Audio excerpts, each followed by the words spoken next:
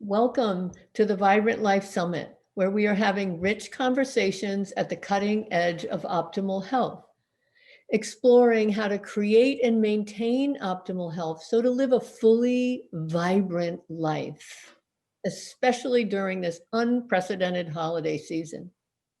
My guest today is Suzanne Gunderson, who I'm thrilled to have. She is a speaker, mentor, and teacher of stress resilience solutions. She empowers people to naturally relieve tension and transform their stress, reconnect with their bodies and lives.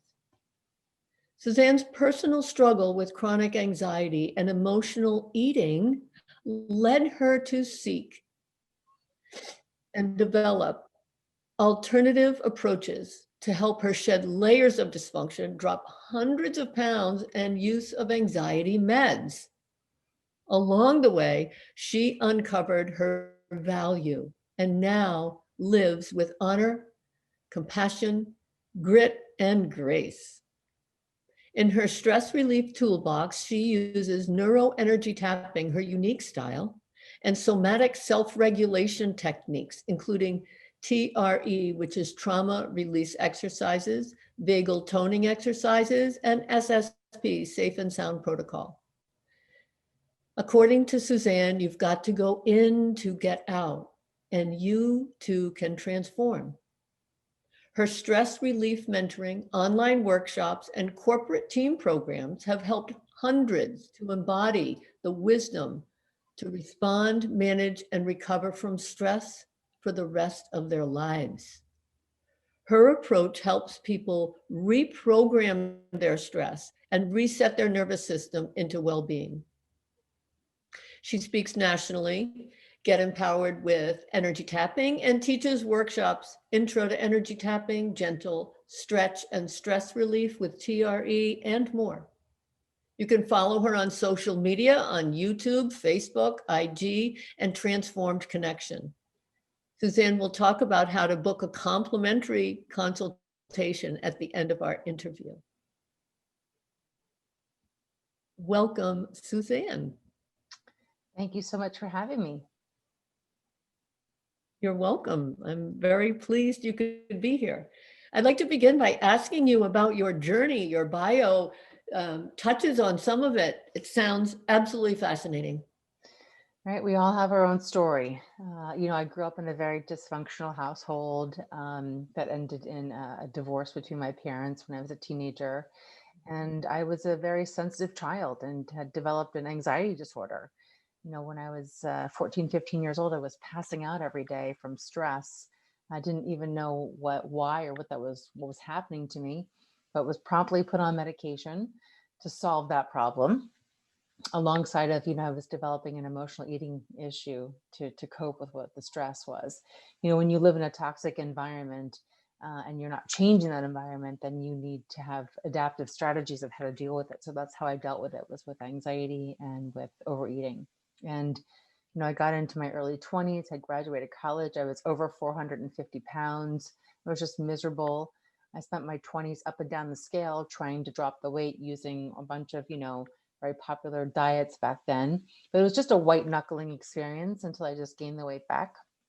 And it wasn't until my early 30s that I decided to leave the very hectic Northeast area that I lived in, New York City and New Jersey, and move to Florida to start to kind of unravel my stress and find some alternative healing tools that really helped me, like hypnosis, neurolinguistic programming, energy methods, neuroscience. All of these things combined really helped me, shed all the weight, get off all my anxiety medication.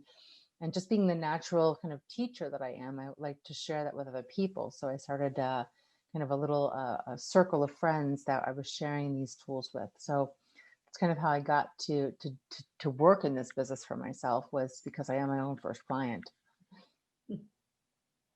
And I know that you studied the neurobiology of healing, attachment and trauma issues. Can you tell the audience a little bit about what that is? Sure. I'm somebody who just didn't take for, at face value that something worked. I wanted to know why these alternative tools were working for me. So I intently studied the nervous system. So our body has, our human body has had an evolution through science to get to where we're at with our stress response. Our most modern human stress response is for us to, innately and intuitively seek another human for connection. So human connection is our most modern survival strategy. But why are we not using that? Because frankly, we're just not living very authentically, and we don't know who we are, and we're living by false belief systems. So we wind up reverting back to more ancient strategies of survival, like fight, flight, or freeze. So in the evolution of our body, we started off as, jawless fish millions and millions of years ago, when our only strategy for survival was to freeze. And then we grew into amphibians to have arms and legs, and we learned how to fight or flight or run away. And now we've grown into being mammals. In our mammalian body, we have a communication ability that's unique to us. So the neurobiology of healing really helped me understand where we are in our stress on the stress response. I always think of the stress response as a bell curve. At the bottom of the bell curve, you're kind of hanging out and you're relaxing, and then something comes into your awareness, you start to rise up on that stress response. Immediately you look to another human, to their facial expression, to their tone of voice, to their regulated heartbeat. If that doesn't satisfy your need to become more regulated within your body, then you go into those other ancient strategies of fight, flight, or freeze. And sadly, we've been just living in a society of fight, flight, or freeze, and just wobbling between the two. So I really wanted to understand what was happening in the nervous system, in the brain, in the evolution of our brain, evolution of human existence, to know why we are where we are within our stress. And so that really kind of put a real clear picture in front of me to say kind of where I am on that stress response chart and what I need to do to kind of get back into my being. And can you tell, and in relationship to that, I know you do neuro energy tapping. I'd like to know more about that. And when did it start? So you may know tapping. It's been out there for a few decades now. People have originally called it emotional freedom technique. It has evolved to be something else called Be Set Free Fast. There's the tapping solution. There's a lot of different brands around tapping. Mine is called Neuro Energy Tapping because I combine my wisdom about what I learned through the nervous system along with a tapping strategy. So, tapping is just a self-use acupressure technique that calms the mind and relaxes the body. That's what it is. How you put it into use to be able to transform and program your stress. Well, I marry that stress response along with the tapping. So if you came to me and said you have anxiety, I would know that your body might need, a regulated heartbeat or some kind of tone of voice in order to help it calm down. So we use that within the tapping. If you're somebody who is very dissociative and you're an addict and you have, you've just checked out of life or you're feeling hopeless, I would know that your body needs to orient more to the space. I would know that you would need more, connection with your body before you can kind of come down off that stress response. So I use that neuroscience wisdom combined with the tapping sequence to be able to really be effective in creating change for people. And so you've mentioned stress. Can you tell us a little bit about chronic stress and how tapping works with that? Sure. So there's, think again about a bell curve of stress. At the bottom, you're not stressed. You start to rise up on the stress response when something comes into your awareness. Well, the first type of stress is that acute stress where you're just reacting.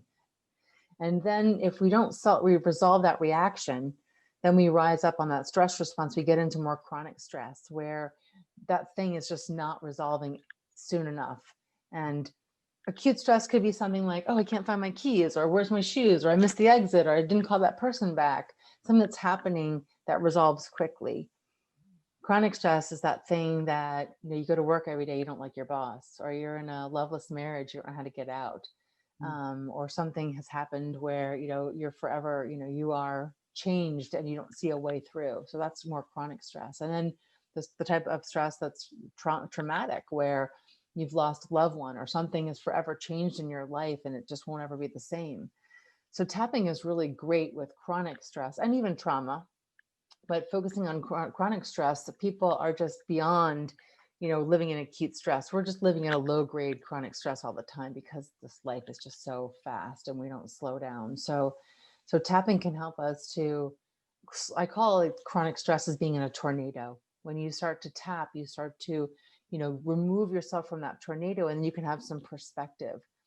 When you're in that tornado of frenzy, all you can do is react and react and react. And every day, if you're putting yourself in those situations that haven't been resolved in a day or two or a week or a month or a year or 5 years, and they become chronic, you start to tap on the situation of that, and you start to separate yourself from it and have some perspective that will lend you to be able to have some new wisdom about what it is that you're experiencing there, and then even move you further away from it, to be able to sit with it internally in a place of peace. Hmm. That's a really important distinction between the acute stress. And I think people can confuse that with what you're talking about with chronic stress. And I'm sure that the audience, I know I can definitely relate to the concept of chronic stress, Right. especially during this pandemic. Oh, I mean, we wake up to global awareness on top of the fact that our lives are so overwhelmed that our poor little bodies just can't rationalize all that we're experiencing as fast as we're moving. And so the body just bears down and it lives in a state of chronic stress in the nervous system. So tapping is such a beautiful technique to do to help complete that stress response and then give us the opportunity to have choice and have better boundaries and know what we need to do to stay focused on what's important instead of just being reactive to life and living in that constant acute stress of like, what's the next thing that's going wrong? Right, right. I know in the restorative yoga classes I teach and some of the others, it's similar. It's how do we get ourselves to a place where we're in our natural equilibrium?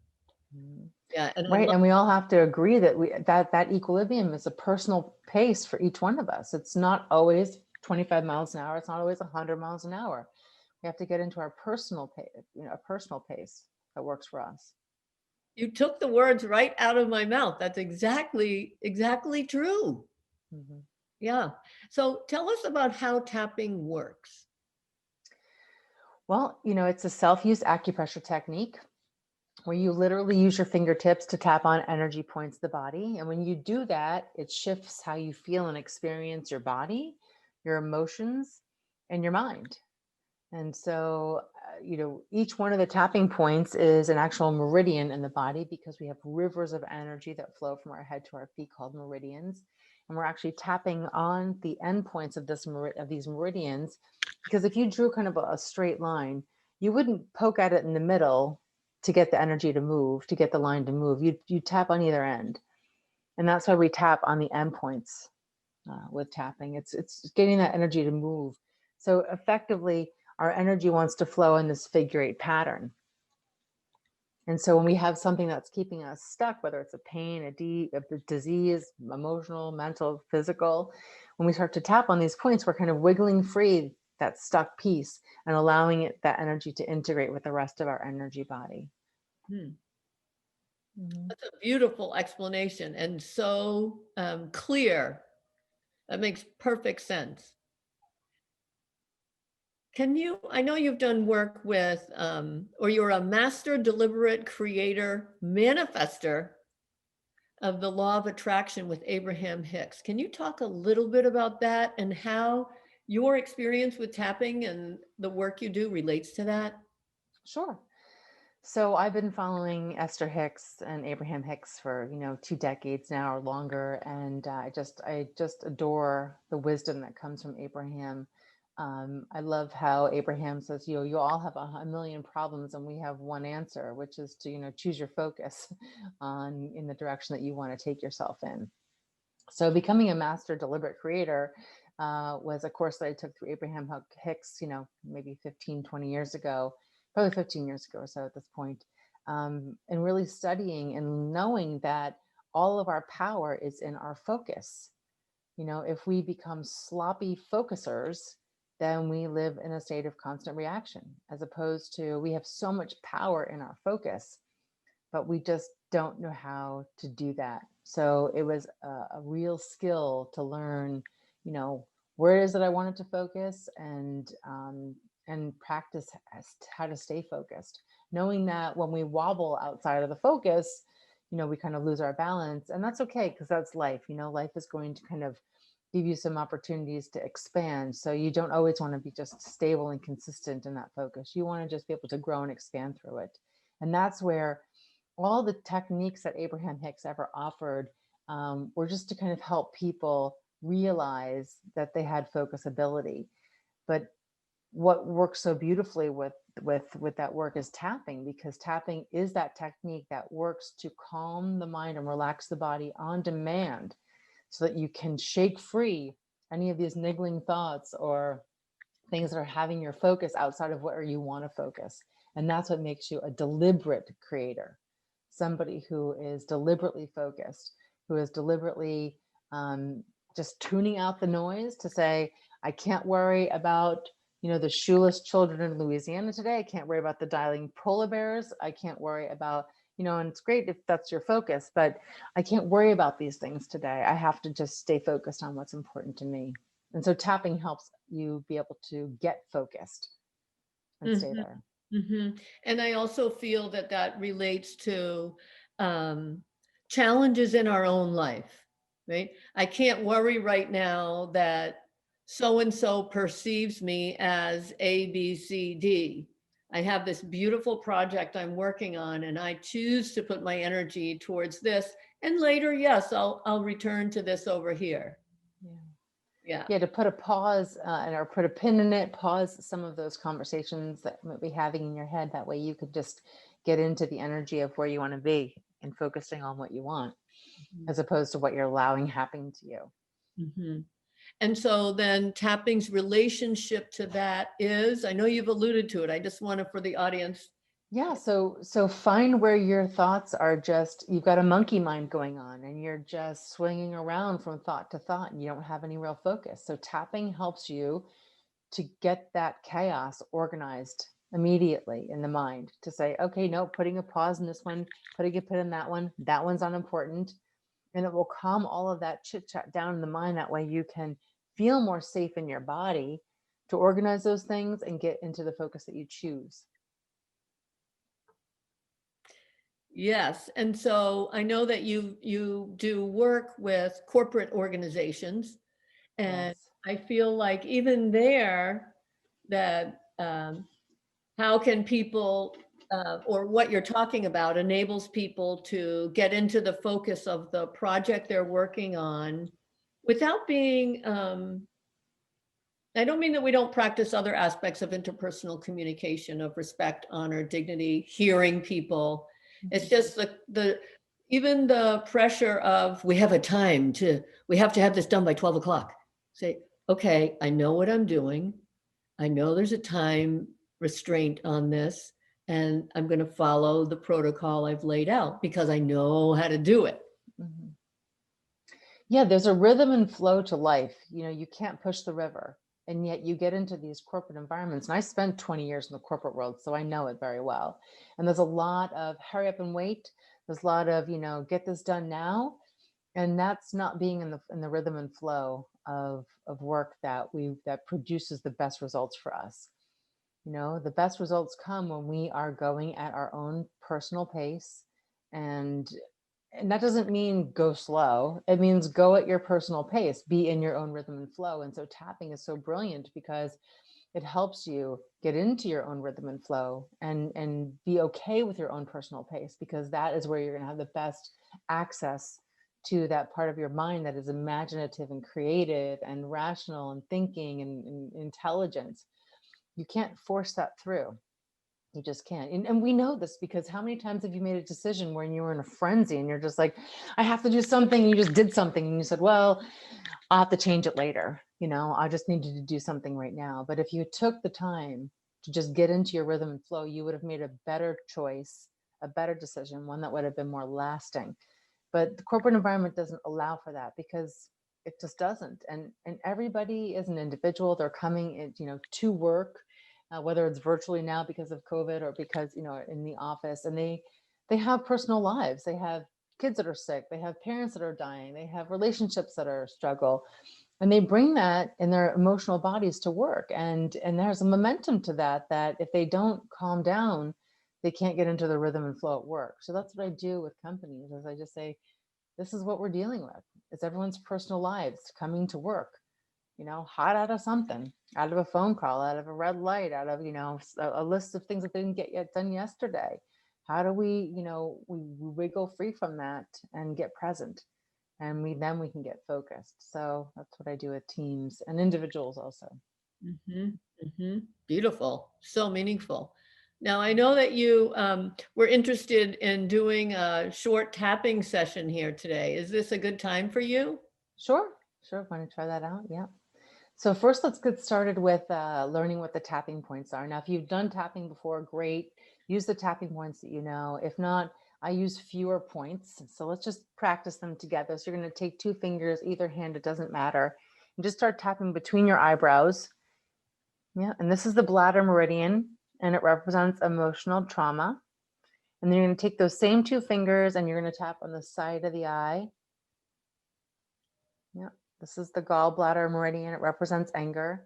Now, I like to tap at least 5 to 10 times per point, and I want you to be able to hear a patting sound when you're tapping.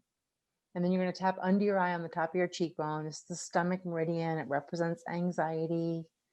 And you're going to take all 4 fingers of one hand and get a nice bounce between your collarbones right here. This is the kidney meridian. It represents fear.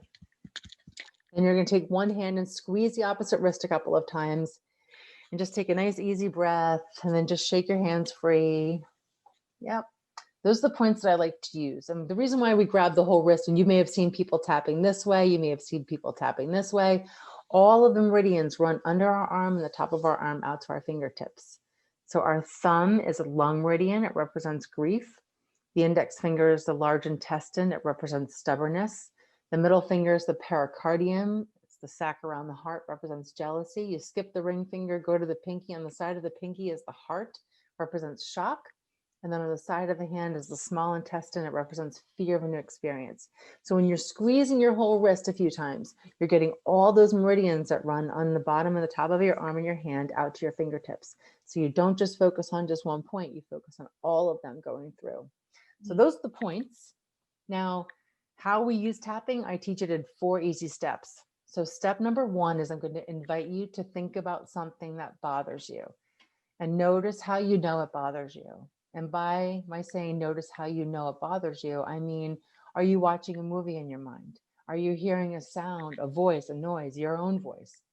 Or are you just feeling an emotion right now? Or are you feeling something physical in your body, like a sensation about something? So step number 1 of my version of tapping is notice what you know and how you know it, this thing that bothers you. Step number 2 would be to give that experience that you're having right now an intensity number on a scale of 0 to 10. If 0 means it doesn't bother me and 10 means it really bothers me, what number would you give that experience? And try and find something that's higher than a 6, because the higher the number, the closer to the root of what's holding this stress in place. So remember, find something that bothers you, notice how you know it bothers you, give it an intensity number, something higher than a 6. And then the third thing is we're going to focus on the part that stands out the most, the part that's probably the most uncomfortable part, the part that you say, oh, I just don't like that part of it. Go there, because that usually makes the number a little bit higher.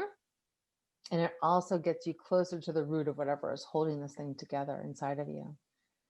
And then step number 4 is we're going to tap all over there. So do you have something in mind?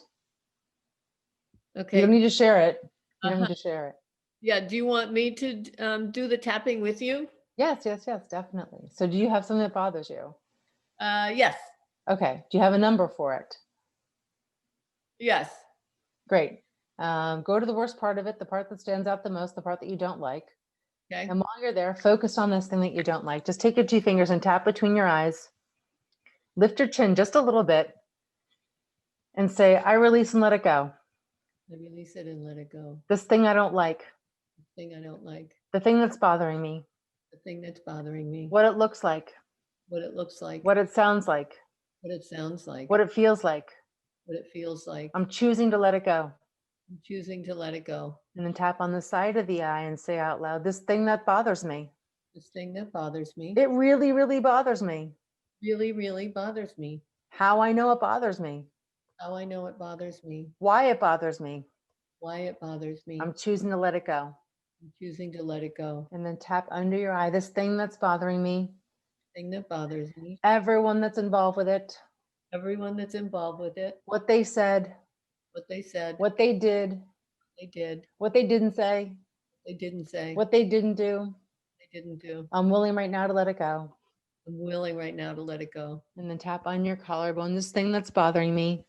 Thing that's bothering me. Wherever it lives in my body. Wherever it lives in my body. I set it free. Set it free. From every cell of my body. From every cell of my body. Because I deserve peace. Because I deserve peace. And then take your hand and squeeze your opposite wrist 3 or 4 times. Take a nice breath, blow it out. Say the word clear. Clear.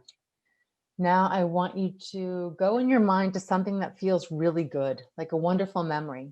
Could be anything. Could be your nice soft pillow. It could be a hot shower you took. It could be eating a great avocado, whatever you like. It could be the day you saw your first child. Who knows? Just go to a great memory. Do you have something in mind? Yes. Can you make it a 10 on a scale of 0 to 10? Yes. Great. Tap between your eyes right now and say, this is who I truly am. This is who I truly am. Naturally and easily. Naturally and easily. And then tap on the side of the eye. This wonderful feeling.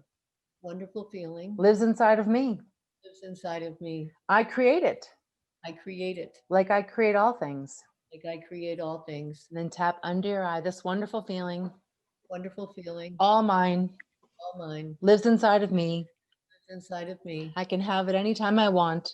I can have it anytime I want. And tap on your collarbone. It's so wonderful. So wonderful. And it's all mine. It's all mine. And then grab your wrist and squeeze around a couple times. Take a nice breath, blow it out. Say the word peace. Peace. Great. So now I invite you to go back to that thing that was bothering you and tell me, is it the same number? What's different? No. What number was it before? 8. And what is it now? Like 2. Where did it go? It went away. Right. Right. And so we would keep doing this and that until that 2 was a 0. And then that 0 then gives us a chance to be so far away from the tornado of that thing that bothered us that we now can insert some new wisdom, and it would be wisdom that you would come up with. Mm-hmm. So maybe was there something that you didn't understand correctly? Maybe there's something that you needed, whatever it was that would make you have this sit within you more peacefully is what we would invite. Mm-hmm. And then we would tap on that to create that as the new version of this thing. Mm-hmm. That way it just can't sit inside of you the same way anymore. Right. Right. That's what I mean when I say tapping helps you shift how you feel and experience in your body and your emotions and your mind, this thing that bothers you. Mm-hmm. Now imagine if we really worked on this together and we got deep into some things that are going on in your life, how much really we could transform, right? That's the reprogramming. You're really reprogramming your own stories to sit within you more peacefully and with wisdom. Mm-hmm. Mm-hmm. And I can feel that because underneath any situation is the underneath of what's really the hook, if you will, or the... Yep. That's why we always want to go to the worst part, because we want to go find out where it's grabbed you. And then we start to wiggle it free. Remember, we want to integrate it with the rest of the energy body. We don't ever let anything go. We're just really integrating it to be able to sit within us much more peacefully. And then it's no longer pounding at the door of our stress, you know? Mm-hmm. That's interesting you say that, because that's exactly what I experienced. When I first came out, it was a 4. And then I sat with it and it went through me to a 2. Great. Then you don't have any resistance to it. That's wonderful. You know, it's all just about resistance. Going back to being, you know, law of attraction, master, deliberate creator. You know, it's, you know, what are you resisting? You know, we're always resisting our own expansion and how we feel physically, emotionally, mentally. You know, we've got to be able to stay in our rhythm and flow. That is the game of life. Yes. Yes. Feelings don't last very long. It's our resistance to feeling them and letting them go that makes them hang around. Then Mhm, they create, well, that's just my personality now. Well, that's just kind of how my life has been now. It doesn't have to be that way. mhm, You mhm. know. And so I know that you have done work with infinite possibilities. And so I feel like the tapping relates to that. Yes? Well, Infinite Possibilities was one of a book by Mike Dooley that I read, 10, 15 years ago. And I didn't really fully grasp the idea of choice until I read that book. To hear the words infinite possibilities, I mean, what does that mean? What does that really mean? It means that you don't have to live by default of what you've been served, whether it's through your genetics or your environment, that there's so much more that you can play with in life than you have maybe in front of you. And so that really woke me up and helped me realize that choice is an option. We have more possibilities than we can ever imagine, and even more so. And so just when you think you're stuck back into a corner of life somewhere, maybe you're only seeing the three options in front of you that you don't like any of them, but there are more there. There are more there. And to be a curious explorer of life, to go and seek those other options, to give yourself, infinite possibilities. Well put, well put. Mm. And as we are in this pandemic and this challenging season, are there any inside tips that you can use to make tapping more, personally to work for anyone? Well, I think if tapping resonates with you, or whatever technique that you like that resonates with you, you've got to make it a habit. So every morning I wake up and I say, it's going to be a great day. I can and I will. And I tap while I'm saying that. And the reason why I don't just say it as a positive affirmation is because positive affirmations don't work for a lot of people, the majority of people, or else we'd all have what we want if just saying the positive affirmation. Because, and this goes back to my neurobiology studies and my hypnosis studies, and that is that our subconscious mind is the watermelon compared to the conscious mind, peanut size in relationship of what we're dealing with. So when we say positive affirmations, what's happening is the subconscious fills in a tail ender to the end of that sentence. Like, I love myself. Well, not yesterday when you didn't call your mother back. I'm at peace with myself. No, I'm not. I ate a piece of chocolate cake and I gained 2 pounds yesterday.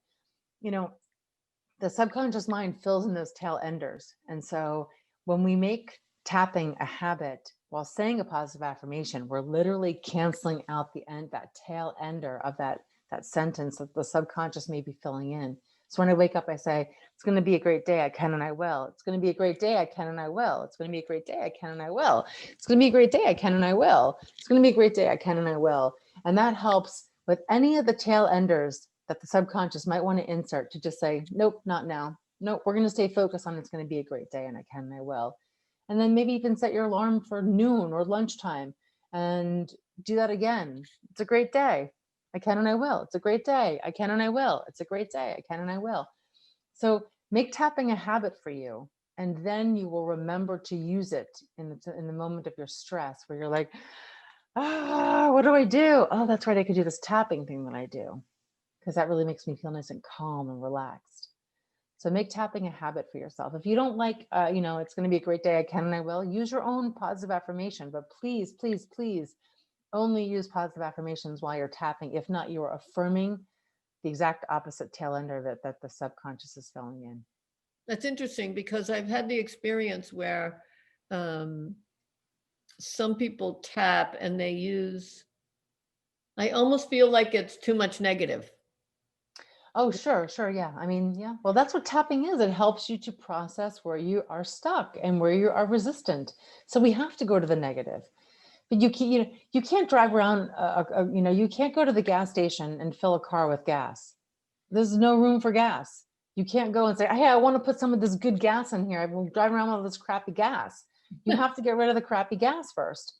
So how you do that is you tap and you get rid of the crappy gas. You can't fill a tank that is full.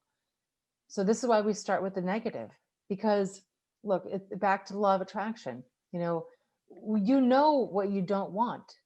you know crisply what you don't want because you know what it looks like, sounds like, feels like. You're an expert at it. But if I ask people what they want, they say, well, I don't want the white flowers.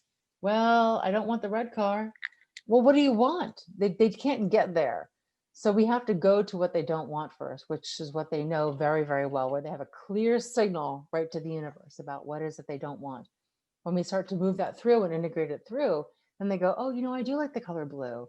Maybe I will buy some, a blue car. Oh, I do like the color red. Maybe I will buy some red flowers today, or whatever it might be. But you have to start with where you are stuck. And therein lies, the problem in the resistance of your own energy body. Yes. When you start to wiggle that stuck piece, when we start to tap, it starts to wiggle it free, then it allows it to integrate in that figure 8 motion. And then when you're there, then you have access to other parts of your brain that allow you to, come up with those creative, imaginative, ideas of what you really want. So you have to start with the negative to be able to get rid of that bad gas. And then you can say, oh, I want to insert with purpose now. It's going to be a great day. I can, I will. Mm-hmm. So that's why I say, please don't say any positive affirmations without tapping, or else you're really, trying to climb a tough hill. You need to neutralize those negative subconscious ideas and thoughts. That way that positive affirmation can ring like a crystal clear bell inside of you. Beautifully put. So eloquent. And I know you've also had training in tension and trauma release exercises. Do you use them along with your tapping? Not at the same time, but yes, a lot of my clients do both tapping and the TRE work. TRE is trauma release exercise. It's a series of very simple stretches that you do that invite the body to release deeply held patterns of tension, stress, and trauma by gently shaking it off. And it is a therapeutic neurogenic tremoring.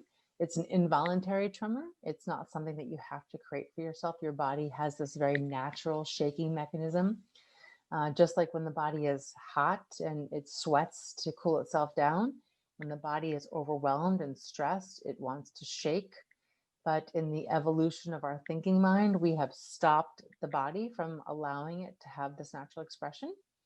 We think of it to be normal in children, little kids they're shaking and they're crying when they're upset. But if we did that as adults, people might judge us or have an opinion of what that looks like and think lesser of us because we've been living in such a society where image is everything. And God forbid, we do something to naturally help ourselves. But I think that paradigm shift is beginning to shift, and we're caring less about the external and getting more internally focused. So TRE is a practice of learning how to feel safe in your body's experience of stress, and then down regulating that stress in the nervous system, and be able to reverse and relieve a lot of symptoms of chronic stress and even trauma. Mm-hmm. Mm-hmm. And it's beautiful work because it's a body brainstem activity. There's no story and no emotion involved. That's why I do both. The tapping is very in the mind, in the story, and the emotions. And that's kind of what they call top down. And then the bottom up piece that kind of makes you integrated and whole is the body. So the body work is the TRE work. So when I work with clients, I do both. Mm-hmm, mm-hmm, mm-hmm. It's been really informative and meaningful, and your expression and explanation of tapping and what you bring to it and your own unique style. Yes. Is unique. I've interviewed several people with tapping, and I love how each of you offers something so specialized based on your background, your knowledge, and I find it very meaningful, significant, and I hope that the audience does too. Yes, I hope so too. Before we move to the close, is there anything that we haven't discussed that you'd like to talk about? And I'd also like to hear about two other things. One question I left out, which is, do you have any recommendations for everybody over the holiday season itself?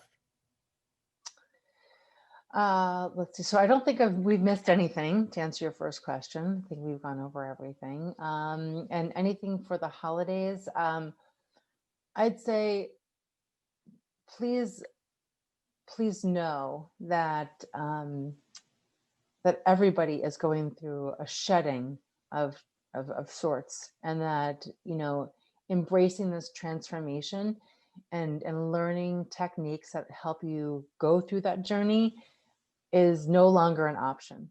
You need to find tools and skills that will help you thrive, not just survive life.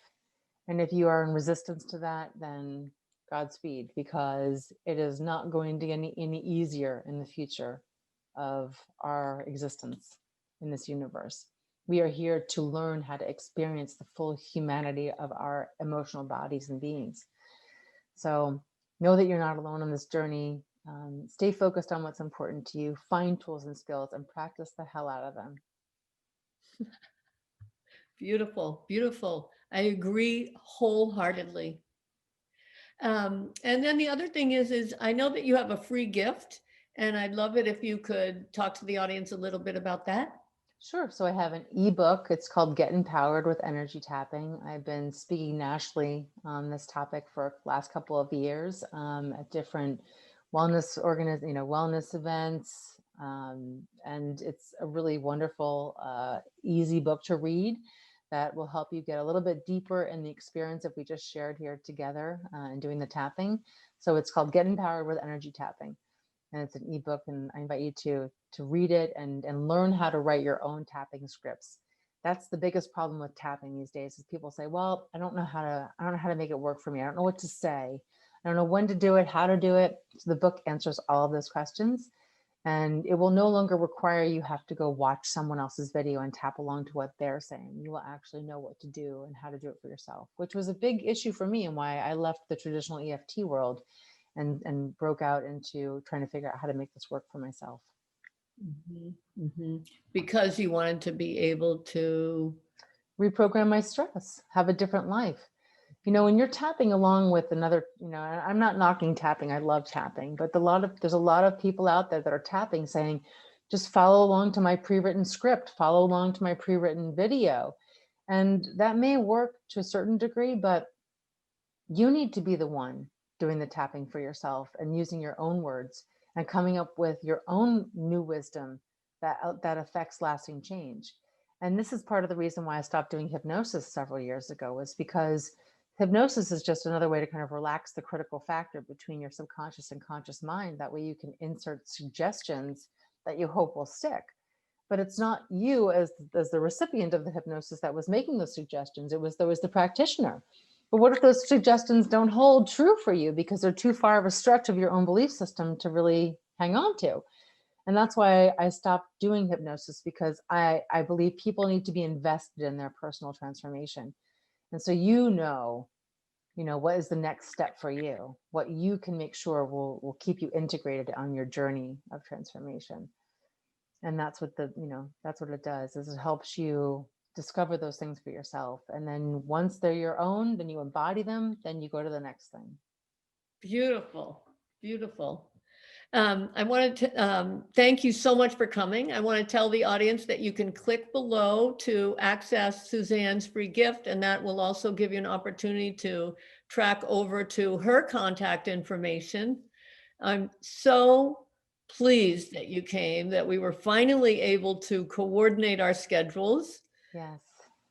Thank you very much, and I wish you a beautiful holiday. I want to thank my audience for coming, and wish everybody a wonder-filled day wherever you are. Thank you. Thanks for having me.